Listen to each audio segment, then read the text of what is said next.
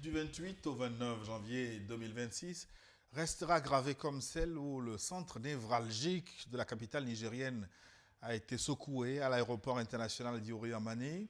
Ce n'est pas le vrombissement des réacteurs civils qui a réveillé Niamey, mais le fracas des Kalachnikov et des lance-roquettes suite à une attaque d'une audace inouïe, ciblant non seulement la base aérienne 101, mais frappant au passage le pavillon civil, endommageant des appareils de transport régional et frôlant, dit-on, un stock stratégique d'uranium. Des assaillants neutralisés, d'autres capturés et une onde de choc qui dépasse largement les frontières du Niger, alors que les autorités militaires de la transition pointent déjà du doigt des commanditaires étrangers et évoquent la présence de mercenaires de nationalité française, notamment des zones d'ombre subsistent. Qui sont réellement ces hommes qui ont osé défier le dispositif sécuritaire de la capitale? Quelles sont les premières révélations de l'enquête sur l'identité des capturés? Surtout, ce rugissement promis par le général Tiani marque-t-il la rupture définitive et irréversible entre le bloc de l'AES et ses voisins de la CEDEAO sous l'ombre portée des puissances occidentales? Pendant 180 minutes, nous allons disséquer les faits, analyser les preuves et mesurer les secousses géopolitiques d'une nuit qui pourrait bien redistribuer les cartes sécuritaires de la sous-région. De Mexico à Dubaï ou de Tel Aviv à Téhéran, soyez les bienvenus au forum de ce 1er février 2026 avec au plateau un grand retour. J'ai l'honneur et le plaisir de vous présenter mon frère et ami Anani Sossou. Bonjour Anani. Bonjour Gilles, plaisir de te retrouver. Bonjour Excellence, plaisir de te retrouver. Et puis à tous ceux qui nous suivent dans le monde, bonjour. Je crois qu'il n'est pas encore trop tard pour vous souhaiter plein de bonnes choses pour cette année 2026. Merci, plaisir partagé. Anani Sossou est consultant en communication politique. Il a vendu la mèche parce que l'homme qui ne bouge pas est avec nous aujourd'hui. Une fois encore, merci. Sagoyou Kegeoui. Oui, bonjour Gilles, et surtout encore bonjour à Anani Sossou. Il avait disparu. Moi, j'ai cru qu'il a voyagé. Mais il me dit qu'il était toujours collé à ses alambics à Afanya. Donc, en foin. Donc, encore bon retour. Merci. Et son Excellence Sagoyou Kegeoui, journaliste ancien ambassadeur Niger. Révélation choquante sur l'attaque de l'aéroport d'Iori Amani de Niamey, c'est le thème. Vous êtes cordialement invité à y participer. Envoyez-nous vos contributions via WhatsApp, plus 228 96 08 43 43. Vous pouvez également commenter, enrichir cette émission via les réseaux sociaux qui nous relaient en direct, Facebook et YouTube, notamment. Commentez abondamment, que vous soyez d'accord avec nous ou pas. Et n'oubliez pas de liker cette émission pour la protéger. D'abord, les faits. On va analyser les faits, suivre la chronologie d'une nuit de panique à Niamey. Anani Sossou, aujourd'hui, que sait-on précisément du mode opératoire des assaillants qui ont frappé peu après minuit dans cette nuit du 28 au 29 janvier? Oui, effectivement, le jeudi 29 janvier 2026, tôt le matin, un peu après minuit 10, précisément, des détonations ont eu lieu aux alentours de l'aéroport d'Iori Amani de Niamey. Et des coups de feu ont éclaté à cet endroit.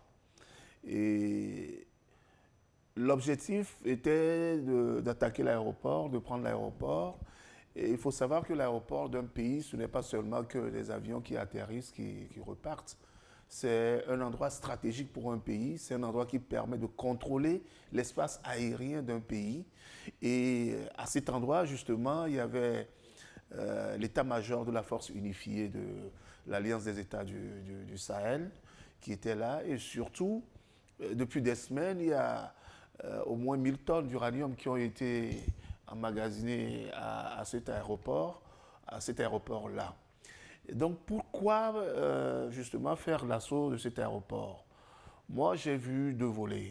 D'abord, s'en prendre à la force unifiée. N'oublions pas non plus, je vais préciser que dans cet aéroport aussi, il y a un espace consacré aux drones. Les drones qui servent à faire de la surveillance du territoire du Niger et au-delà de l'AES. Et puis des drones aussi qui permettent de neutraliser les ennemis, de les identifier, de les neutraliser. Très utile dans la lutte contre le terrorisme. Très utile effectivement dans la lutte contre le terrorisme. Donc prendre cet endroit, c'est d'abord contrôler l'espace aérien du Niger, c'est s'approprier les drones qui permettent de lutter efficacement contre le terrorisme. Et en plus, n'oublions pas qu'il y a l'uranium et que Orano a intenté un procès contre l'État nigérien parce que cette société dit que l'État nigérien s'est approprié de son uranium et que cette société avait dit qu'elle surveillerait par satellite cet espace, l'aéroport, et qu'elle intenterait un procès contre tout acheteur, tout pays qui achèterait donc l'uranium nigérien. Donc quand on a cet assemblage-là, il est clair alors que les assaillants, les mercenaires comme on les a appelés, n'ont pas pour vocation de venir faire du terrorisme habituel comme on connaît, hein, s'en prendre aux forces de défense de sécurité, s'en prendre à des villages, s'en prendre aux vieux, aux vieillards, aux femmes enceintes. Ce n'était pas le même mode opératoire. Donc ce mode opératoire est beaucoup plus sophistiqué. Et de là survient cette question. Comment est-ce que des voyous qui sont dans les brousses peuvent avoir des coordonnées satellitaires d'un aéroport pour pouvoir l'attaquer? C'est là le nœud même du problème, ça. Pardon? Avec des drones. C'est là où il y a le problème. Comment est-ce que des voyous qui sont dans des brousses peuvent s'approprier des armes aussi sophistiquées pour venir s'en prendre à un aéroport? Comment est-ce qu'ils ont pu avoir des coordonnées précises des endroits où sont stockés l'uranium, où est stocké l'uranium, des endroits où il y a la force unifiée de l'AES et en plus là où il y a les drones. N'oublions pas qu'au moment où ces attaques ont eu lieu, il y a quand même un mouvement d'avions civils qui faisait, comme d'habitude, les décollages et les atterrissages à l'aéroport Amani Diori de Niamey. Et il y a 3 aéronefs, si ma mémoire est bonne, qui ont été touchés, notamment un avion de Air Côte d'Ivoire qui a reçu des impacts de balles.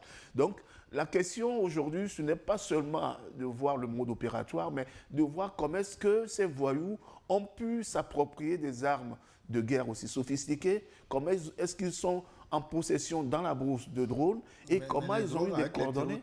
C'est depuis un certain temps, surtout que l'Ukraine avait assuré avoir fourni ses armes aux groupes terroristes.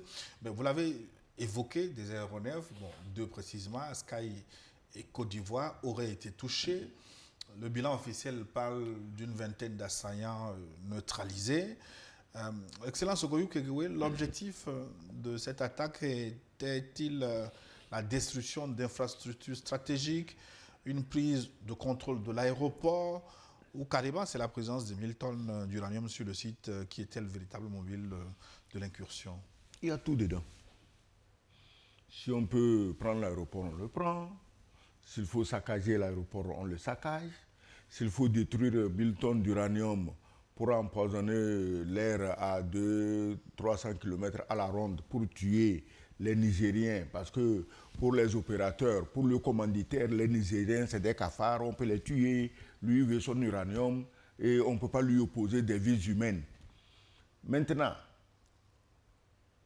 revenons, il pose une bonne question. Comment est-ce que des gens dans la savane ont des drones? Je vais comme il y a longtemps tu n'es plus venu par ici, j'espère que tu écoutes nos émissions quand même. Et tu te rappelles dans l'histoire de Damiba, l'objectif numéro 1 de l'attaque, si l'attaque avait eu lieu, c'était quoi? C'était la base des drones. Est-ce que nous sommes d'accord? C'est-à-dire que dans le programme du putsch de Damiba, on devait saccager les drones, tuer même le commandant de la base des drones. Récemment, quand le président Tchiani a parlé de drones qui auraient été commandés par le Bénin et dont on ne voit pas les traces, bon, on aurait pu lui dire, monsieur le président, ce que vous dites est faux. D'ailleurs, on a l'habitude de le dire. Mais au lieu de quoi, on a loué un insulteur professionnel parce qu'au Bénin, les gens sont trop bien éduqués, trop bien instruits pour se conduire comme ce mercenaire insulteur professionnel venu exprès de la Côte d'Ivoire pour insulter Tiani au Bénin. Pourquoi? Parce qu'on a parlé de drones. Je ne sais pas pourquoi parler de drones donne des crises d'urticaire à un pasteur pédophile, à un pasteur incestueux, à un pasteur assassin de sa femme. Je ne sais pas pourquoi l'histoire de drone l'intéresse. C'est vrai que... J'espère que vous avez les preuves de ce que vous dites. Eh bien, écoute, mon ami, c'est de la prison qu'on l'a sorti pour faire de lui l'esclave qu'il est aujourd'hui. Il est obligé d'annoncer tout ce qu'on veut qu'il annonce. Mais il n'était pas en prison pour pédophilie et assassinat de son épouse. Pédophilie, quand tu couches avec ta fille, c'est quoi? C'est même pire que pédophilie. Je parle d'inceste. Donc, je n'ai pas les preuves. Lui, il a les preuves des insultes qu'il déverse par tombereau entier sur un chef d'État. Donc, bref. C'est parce que le président Tiani a parlé des drones qu'on a loué un insulteur professionnel qui n'a pas de scrupules, qui n'a pas de père. Parce que si tu as un père, tu ne peux pas insulter comme ça quelqu'un qui est plus âgé que toi. Nous sommes des Africains, tu le sais. Tu ne peux pas te permettre, même au village, hein, tu viens du village ce matin, hein, d'insulter comme ça quelqu'un qui est plus âgé que toi. Bref, revenons aux drones. Donc on voit que ces drones pose de sérieux problèmes quelque part. Au Burkina, il faut détruire la base des drones, il faut tuer le commandant des drones. Au Bénin, parce que Tiani a parlé de drones qu'on a commandé au Bénin dont on ne voit pas la trace, on a amené un mercenaire insulteur. Parce qu'effectivement, je ne vois aucun Béninois qui peut faire ce qu'il a fait. Parce que les Béninois, ils sont comme les Togolais, hein, c'est déjà instruit, c'est déjà respectueux. Mais lui, apparemment, il n'a même pas de père.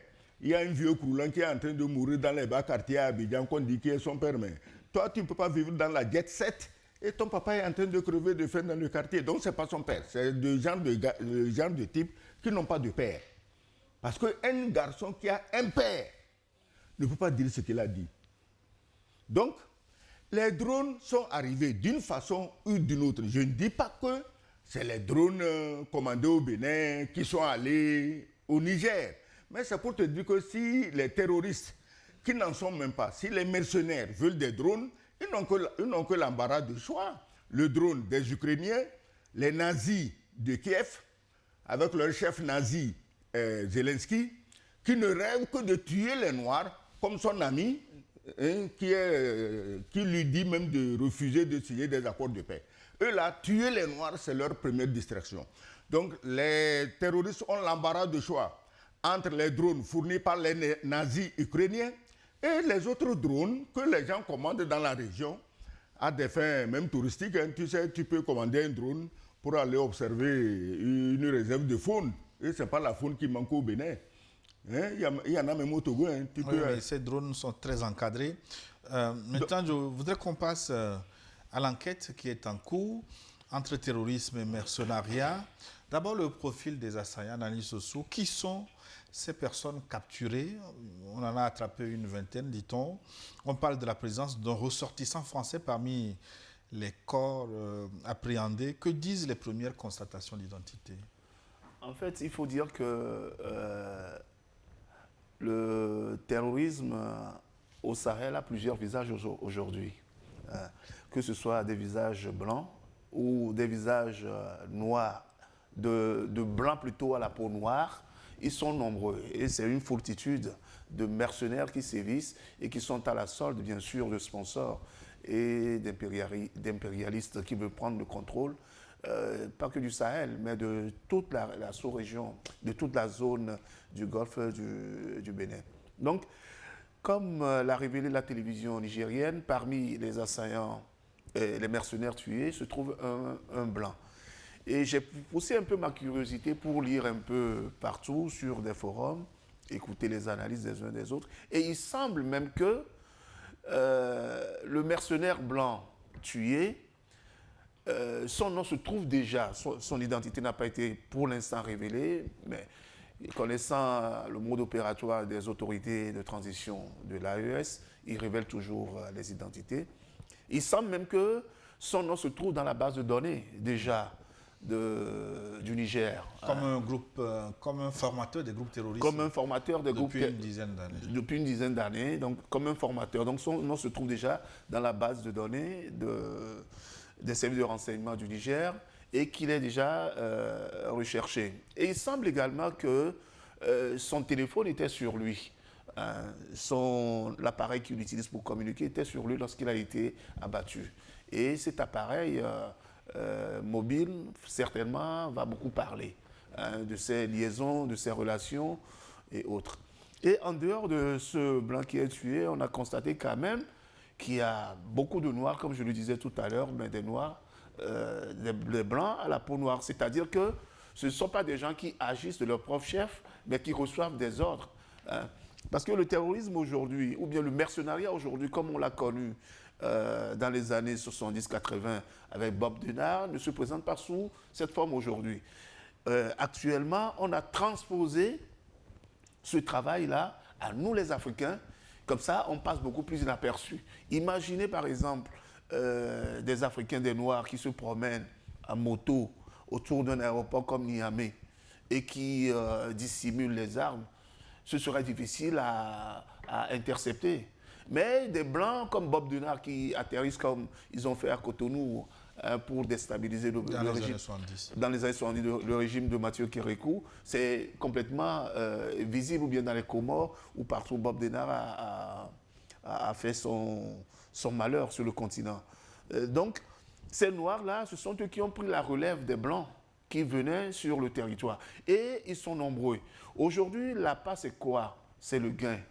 C'est la manipulation par les impérialistes de ces Noirs-là qui pensent qu'en déstabilisant leur propre pays d'ailleurs, en les déstabilisant l'Afrique, ils servent une cause. Or, la cause qu'ils servent, que ces mercenaires servent, c'est une cause qui va à l'avantage des commanditaires et des sponsors, et non de nous les Africains.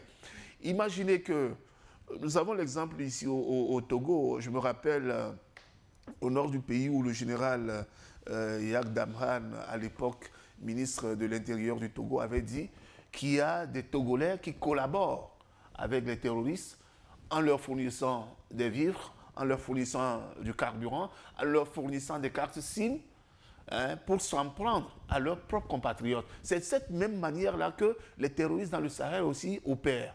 Ce sont des Nigériens, ce sont des Maliens, ce sont des Burkinabés, ceux qu'on appelle les nègres de salon, ce sont eux qui sont aujourd'hui en charge de déstabiliser nos pays. Donc, ceux qui ont été tués, ceux qui ont été capturés, ce sont bien sûr des Nigériens, des gens qui ont sévi en Libye, qui sévissent au Mali et qui sévissent au Burkina Faso. Donc c'est une nébuleuse qui est là, qui se forme et qui est chargée d'accomplir les desseins des pays, des sponsors des pays occidentaux dans nos pays. L'attaque de Niamey, n'oublions pas que le même mode opératoire s'est produit à Bamako. Il n'y a pas longtemps, où l'aéroport de Bamako avait été, je crois, attaqué. Et ça n'a pas réussi. Donc, aujourd'hui, les mercenaires pensent que, ou bien les sponsors pensent que le maillon faible de l'AES aujourd'hui pour déstabiliser ces pays, c'est le Niger. Parce qu'ils ont tellement tenté beaucoup de choses au Mali qui n'a pas réussi qu'aujourd'hui, je pense qu'ils ont un peu peur de s'en prendre directement au Mali. Mais ils considèrent que le Niger demeure un maillon faible et qu'en attaquant le Niger et en attaquant l'aéroport où se trouve la force unifiée, ils vont essayer de déstabiliser toute la sous-région en s'accaparant des drones qui sont à l'aéroport de Niamey et en prenant l'uranium. N'oublions pas que l'uranium, c'est une arme destructrice. C'est une arme destructrice et en répandant l'uranium, comme le disait tout à l'heure l'Excellence, ça fait des victimes à 200-300 km à la ronde. Donc, la cible qui était l'aéroport, ce n'était pas une cible fortuite. Et ces gens qui ont opéré, ce ne sont pas des gens sortis de nulle part. Ce sont des gens qui sont nos propres frères qui s'attaquent à nous. Excellence, le fait d'avoir capturé vivant plusieurs assaillants, c'est une opportunité pour faire la lumière, pour confirmer Mais bien sûr que je crois. D'abord, il faut rendre un hommage mérité aux forces armées nigériennes. Il y a les forces armées nigériennes et il y a les forces de l'AES. Et le président Tiani lui-même n'a pas manqué de rendre hommage au soutien des Russes, des spécialistes russes. Moi, je ne sais pas comment on peut avoir des Russes quelque part et quelques malheureux parce qu'eux aussi se disent à nous, si on est blanc, on va aller faire la guerre. Quand les Russes sont là, il ne faut pas aller t'amuser. On est en train de vous donner une fessée magistrale, inoubliable, en Ukraine. Et vous croyez que c'est en Afrique que vous pouvez venir intimider les Russes? Mais c'est de l'aventurisme. C'est-à-dire que c'est des gens qui se suicident. Alors, maintenant qu'on les a pris vivants, tu crois que qu'est-ce qui a permis au président Tiani de parler aussi clairement et d'accuser des gens s'il n'avait pas d'informations de première main? Oui, mais encore que... Est-ce que le fait qu'on ait pris un assaillant de nationalité française, que ça suffit pour extrapoler? Non, il n'a même pas besoin d'être français. Aujourd'hui, la France, pour nuire à l'Afrique, n'a pas besoin d'envoyer des Français. Parce qu'ils savent, les Français savent qu'en matière de nuisance, le nègre est tellement mauvais contre son frère que tu envoies le nègre, il fait mieux que si tu avais envoyé un Français. Alors, donc on n'avait pas besoin de prendre un Français pour avoir les informations. Dès qu'on a pris des gens vivants, mais ils vont dire quand même d'où ils viennent, qui les a envoyés. Maintenant, même si on n'a pas pris quelqu'un vivant, on te parle d'un téléphone. Aujourd'hui, c'est un téléphone, notamment celui de Damiba, qui est en train de foutre le bordel au Burkina avec toutes les informations auxquelles personne ne pensait. Alors, ici aussi, il y a un téléphone d'un Français qui parle. Et on va recouper ce que le téléphone dit avec ce que les gens qu'on a pris vivants disent. Ah, quand même, c'est des spécialistes de l'information. Je crois que le président Tiani du Niger nous a prouvé en maintes reprises qu'en matière d'information, il n'a pas de leçon à recevoir de qui que ce soit. Il sait de quoi il parle. Donc, c'est un homme extrêmement bien informé. On a pris des gens vivants, on a pris des téléphones et on recoupe les informations. Alors, le président Tiani, s'il a parlé, c'est sûr qu'il est au courant de quelque chose. Alors, sur les commanditaires, comme vous le dites, le général Tiani a explicitement nommé les présidents Macron, Talon, Ouattara comme sponsors. Ce que je voudrais vous demander, sur quels éléments matériels l'enquête se base-t-elle pour étayer ces accusations qui sont quand même graves, hein? Oui. Est-ce que, personnellement, moi, je n'aurais même pas cité Talon et Ouattara. C'est des nègres, c'est des esclaves. Quand ils voient un blanc, c'est comme ça. C'est Talon, c'est Macron. Macron a noyé la France. Il a réduit la France et les Français à la misère. Il a pris le fleuron de l'industrie française pour donner à ses amis américains. Et il croyait en faisant ça, je l'ai déjà dit ici, venir chez les nègres, ramasser directement, gratuitement les richesses pour aller s'empiffrer là-bas. Non, ça n'a pas marché comme ça. Les nègres disent désormais nos biens, c'est nos biens. Alors, pourquoi ne pas le citer? Est-ce que Macron se cache? Maintenant, les gens s'offusquent qu'on ait cité nommément 2 chefs d'État de la sous-région. Mais attendez, c'est pas devant l'actualité aussi brûlante soit-elle, on ne peut pas perdre la mémoire. Le général Tiani n'a pas perdu la mémoire. Les Nigériens n'ont pas perdu la mémoire. Les Ivoiriens, les Togolais, les Ghanéens, les Béninois, même les Nigériens là-bas, nous sommes dans la région, nous sommes concernés, on n'a pas perdu la mémoire. Parce que Tiani n'a pas oublié et il n'oubliera pas que le Bénin, notamment le président du Bénin, en son temps avait dit on va attaquer, on a utilisé tout, on a épuisé toutes les voies de recours, on va aller attaquer. On lui a promis l'attaque. Est-ce qu'on est sorti un jour pour dire que nous avons renoncé à notre envie d'attaquer? Non. L'autre, lui n'a même, au moins Talon lui l'a parlé, hein, et on n'a pas vu un soldat. Mais l'autre, lui, il avait 850 soldats, avec beaucoup d'argent et beaucoup de nourriture. Allez, on va aller envahir le Niger. Mais qu'est-ce qui vous étonne qu'on les cite aujourd'hui? Tu m'as dit clairement que tu veux ma tête. Maintenant, je suis menacé, je te cite, et les gens s'offusquent. Talon a dit depuis qu'il a mis la balle à terre et renoncé à ce projet. Oui. Talon, tu sais ce qui est dangereux dans cette affaire. Est-ce que Talon lui-même contrôle maintenant son territoire? Si les terroristes quittent son pays pour aller attaquer le Niger, est-ce qu'il est sûr qu'il est au courant? C'est là-bas que nous devons faire attention. Mais quand on lui dit qu'il y a les terroristes chez toi, il dit non, non, il n'y a personne. Donc s'il n'y a personne, ça veut dire que ce qu'ils viennent faire, c'était éléments. Tu aurais dû dire, écoutez, le pays, le Nord, c'est une zone très vaste, c'est une zone boisée, c'est une réserve de faune. Ben écoutez, si les gens se cachent là-bas, donc mettons-nous ensemble, recherchons-les. Alors, on va permettre à Lani Sossou de rattraper son retard en temps d'antenne. Lani, alors que les groupes terroristes sont actifs dans la zone, pourquoi le discours officiel privilégie la thèse du mercenariat téléguidé? Deux points à relever. Ce qui est quand même assez extraordinaire, c'est que les présidents des 3 chefs d'État de l'AES n'ont de cesse d'accuser toujours les mêmes pays, les mêmes présidents. Il y a quand même un sous-entendu derrière. Parce que lorsque Ibrahim Traoré accuse toujours la Côte d'Ivoire ou bien le Bénin de servir de base arrière à la déstabilisation de son pays, le Burkina Faso, c'est qu'il y a quand même anguille sous roche. Ce sont des chefs d'État, ce sont des gens qui ont des services de renseignement. Et n'oublions pas que depuis que ces États ont signé des alliances avec la Russie, ils sont devenus, la Russie les a aidés à avoir des appareils d'écoute sophistiqués pour intercepter des conversations. Et ils ont des renseignements militaires aussi, que la Russie les aide à avoir des renseignements militaires. Donc si Ibrahim Traoré accuse le Bénin souvent, il accuse la Côte d'Ivoire souvent de servir de base arrière, ce n'est pas anodin. Si le Mali, en son temps, a toujours accusé la France ou bien la Côte d'Ivoire de servir de base arrière, ce n'est pas anodin. On se rappelle quand même que lors de la prise du pouvoir de Assimi Goïta, quelques mois plus tard, on a rendu public une conversation entre un ancien Premier ministre du Mali et le président ivoirien qui traitait les Maliens d'idiots. Je ne sais pas si vous vous rappelez encore. On se rappelle même mieux que ça. L'affaire Boubou Sissoko. Il leur a dit que les Russes n'ont pas d'armes pour leur donner, que c'est de la quincaillerie.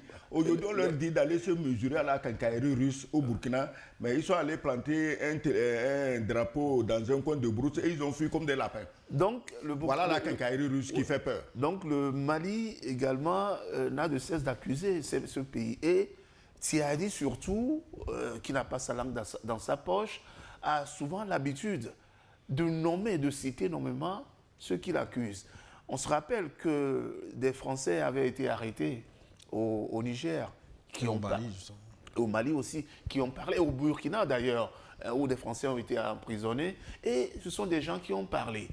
On se rappelle également l'incident des 49 mercenaires ivoiriens arrêtés au Mali qui ont parlé et qui ont donné les sources de leur financement et les commanditaires de tout ce qui pouvait se passer à l'époque au Mali. Donc ce sont des éléments quand même de preuve qui permettent aujourd'hui à ces chefs d'État de dire que à la fois le Bénin et à la fois la Côte d'Ivoire servent de base arrière. Or, on sait le lien intrinsèque qui lie, par exemple, le président ivoirien au président français. Et on sait également comment de bonnes relations existent entre la France et le président béninois Patrice Talon. Donc, au regard, quand on met côte à côte tous ces éléments et que ces 3 pays n'arrêtent pas d'accuser, de porter des mains accusateurs sur les mêmes pays, il y a quand même anguille sous roche. Et qu'il va falloir quand même se documenter pour voir pourquoi ces pays-là n'accusent pas d'autres pays et que c'est toujours les mêmes pays qui sont accusés. Mais deuxième élément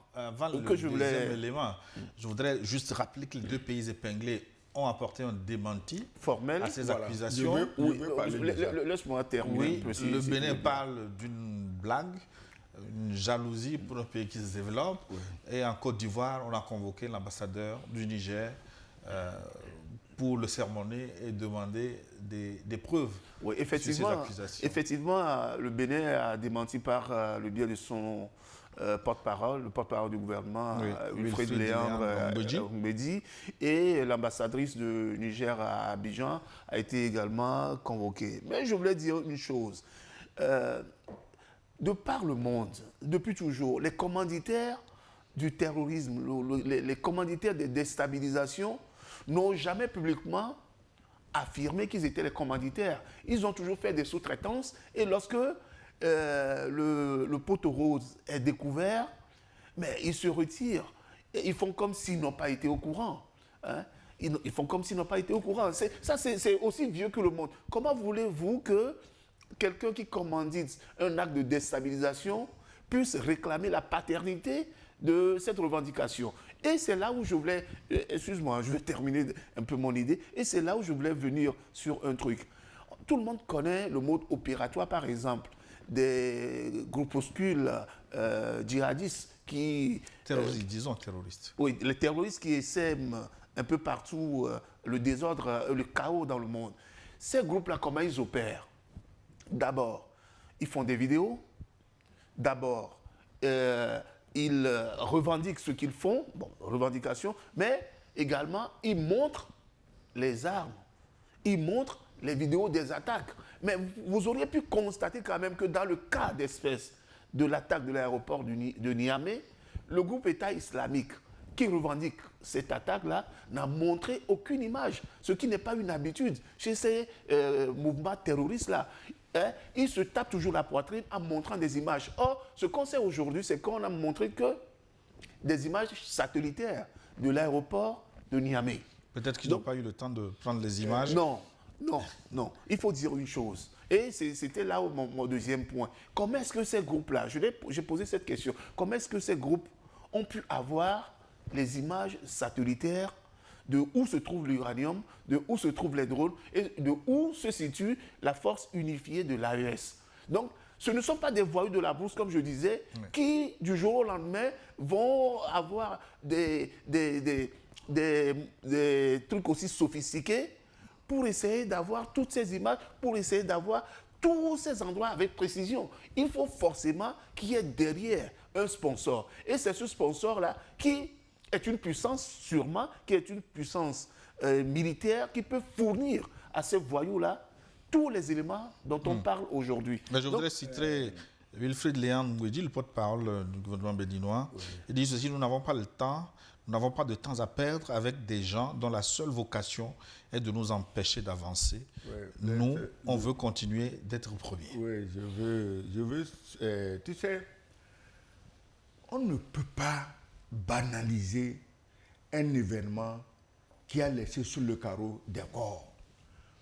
Que ce soit des corps de terroristes, de mercenaires ou de Nigériens, c'est des êtres humains et bizarrement, c'est des Noirs. Vous êtes un pays voisin, un tel malheur arrive à votre voisin. Si vous n'êtes pas impliqué, au moins un petit message de condoléances, de compassion, de soutien.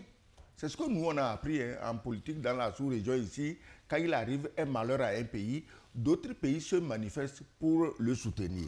Les relations n'étaient pas bonnes entre les... Maintenant, le porte-parole du gouvernement béninois, mais c'est triste. Mais tu as l'habitude de le recevoir ici. J'espère qu'un jour tu le recevras encore.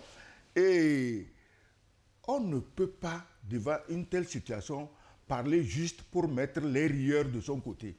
Ce n'est pas une question de rieurs, c'est une question de vie ou de mort. Ah, parce qu'on est les premiers, on nous envie.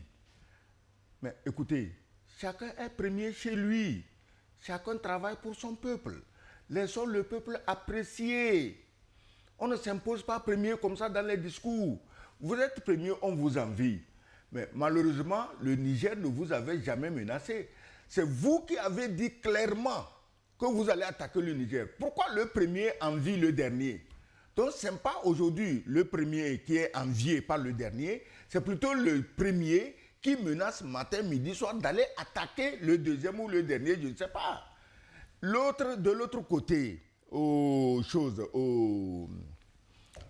Côte d'Ivoire, eux, ils ont donné une réaction classique. Cette affaire, bon, ça ne nous concerne pas. Nous, on travaille pour la paix.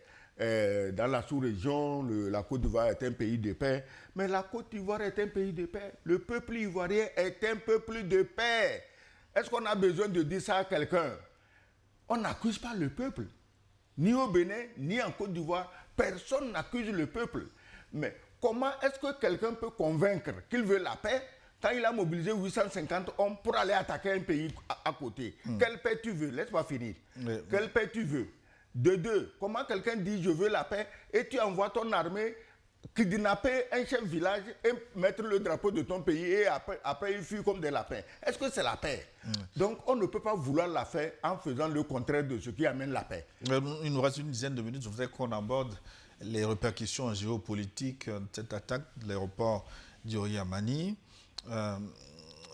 Cette attaque, est-ce qu'elle marque, selon vous, Anani Sossou, le point de non-retour dans les relations diplomatiques entre le Niger et la France d'un côté, et puis le Sahel, l'AES et la CEDEAO de l'autre? Un point de non-retour entre le Niger et la France, ça c'est déjà acté depuis.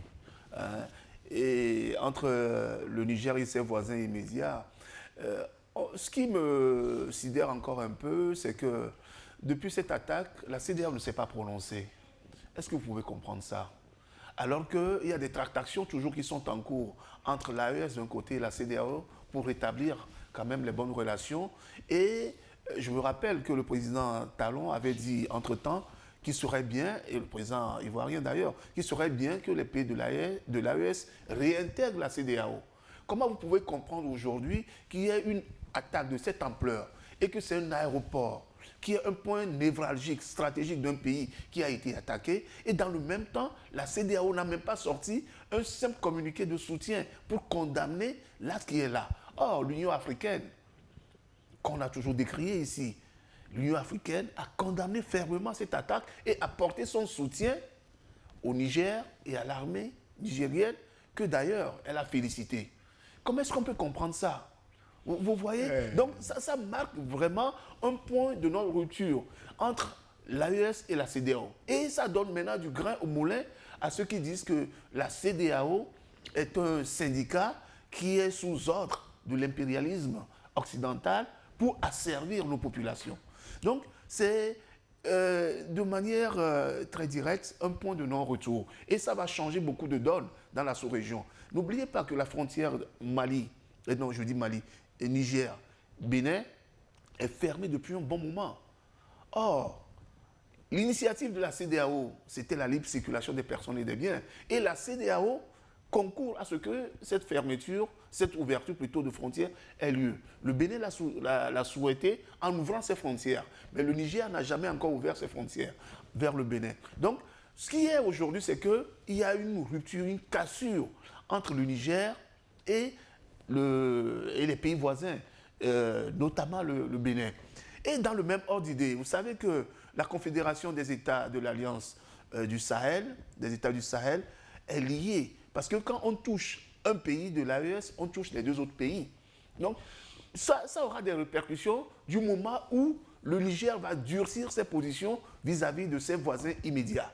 Et ça va contraindre également le Niger et le Burkina Faso, par solidarité, à durcir également leurs relations avec les voisins immédiats. Donc, ce qui s'est passé au Niger, ce n'est pas seulement une attaque sur un pays donné, mais c'est une attaque qui change la donne géopolitique de toute la sous-région et qui va donner une nouvelle configuration dans les relations, d'une part, entre l'AES et la CEDEAO, et d'autre part, entre le Niger et ses voisins immédiats. Voilà, sur la CEDEAO, on peut avoir une autre lecture, parce que ça peut être une absence, en tout cas une insuffisance de leadership, entre Tinubu qui s'effondre à Ankara et le Bénin, la Côte d'Ivoire qui ont déjà des difficultés diplomatiques avec l'AES, bon, qui reste... Non, le problème est simple.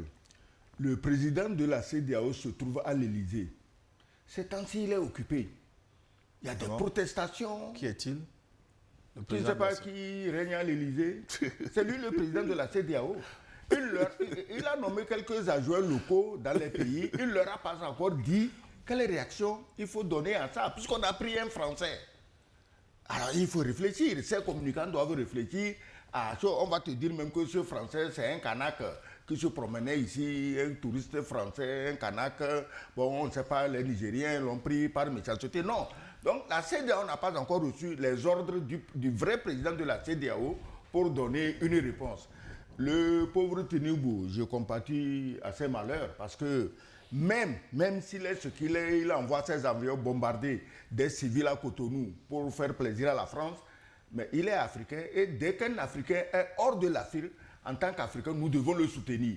Donc dans ces mésaventures turques, moi je le soutiens. C'est un homme d'un certain âge, qu'il ait eu un petit malaise. Bon, on n'en fera pas un drame politique. Nous, on les soutient, quoi qu'il arrive, quand ils sont à l'extérieur. Mais eux, dedans, entre nous, j'étais dit que les Français savent aujourd'hui qu'en matière de malfaisance, de méchanceté, les Noirs certains Noirs sont tellement méchants envers leurs frères qu'on n'a plus besoin d'envoyer les Blancs pour tuer les autres Noirs. Donc, la CEDEAO ne répondra pas, elle attend les ordres du président. Le président va envoyer un communiqué. Tu vas voir, ça ne va pas prendre du temps, hein. Surtout que nous en parlons là. Rapidement, un communicant de l'Élysée va rédiger un communiqué, on envoie la CEDEAO à comment on appelle ça, à Abuja, et ils vont lire, c'est tout. Il n'y a pas de CEDEAO. C'est le président de l'Élysée qui est président de la CEDEAO. Une dernière question avant la pause. Je vais aborder la promesse de rugissement. Le président Tiani a promis donc une réponse aux sponsors présumés. De quels moyens de rétorsion le Niger dispose-t-il réellement? Diplomatie, économie, militaire, Nani Sossou. Bon, sur le plan militaire, je ne pense pas qu'aujourd'hui, un des pays de l'AES va attaquer son voisin. Ce serait vraiment une catastrophe pour toute la sous-région. Et on se rappelle, lors du dernier sommet de l'AES à Bamako, où le président Ibé nous avait parlé de l'hiver noir, qui est là à nos portes. Et on voit déjà que l'hiver noir a commencé à sévir, notamment par le Niger. Donc, pour être clair aujourd'hui, c'est que le Niger, militairement, c'est vraiment armé. Tout comme tous les pays de l'AES. Ils sont militairement au point, ils sont aguerris, jusqu'à preuve du contraire. La réaction qui a suivi l'attaque quelques minutes de la réaction qui a suivi l'attaque de l'aéroport de Niamey, où en 30 minutes, tout a été mis sous contrôle, prouve à suffisance que le laxisme qu'on avait connu dans les armées du Sahel, des États de l'Alliance du Sahel, ce laxisme n'existe plus. Le laxisme aussi provenait du fait que sur les territoires de ces pays se trouvaient des puissances étrangères qui empêchaient l'évolution de nos armées, des armées de ces pays-là. Et on l'a vu, Assimi Goïta l'avait dit, qu'il était impossible, par exemple, pour les FAMA, les forces armées maliennes, d'avancer au-delà de Tombouctou. Parce qu'il y avait un tampon que l'armée française faisait qui ne permettait pas d'évoluer. Et c'est de cette même manière-là que les armées du Niger et du Burkina, où Ibrahim Traoré avait dit qu'il a trouvé que 100 Kalachnikov dans les dépôts d'armes pour combattre le terrorisme. Mais on a vu que depuis que l'armée française est partie, depuis que l'armée américaine a quitté le Niger, depuis que l'armée française et la MINUSMA, c'est ça, a quitté le Mali, on a vu que ce sont des pays qui sont allés de manière rapide. Oui, là, concrètement, comment le Niger va-t-il rugir? Le Niger va rugir comment? Le Niger va rugir, je ne pense pas militairement. Pour moi, le Niger n'ira pas attaquer la Côte d'Ivoire. Le Niger n'ira pas attaquer le Bénin. Je ne pense pas. Que fera-t-il? Mais on peut apporter des réponses appropriées au niveau, par exemple, de la diplomatie, au niveau, par exemple, même économique. Il faut qu'on dise les choses. La fermeture des frontières entre le Bénin et le Niger ne nuit pas que à l'économie nigérienne. Sur ce plan-là, qui punit, se punit aussi. Oui, voilà. Donc, il y a aussi cet aspect économique qui est là.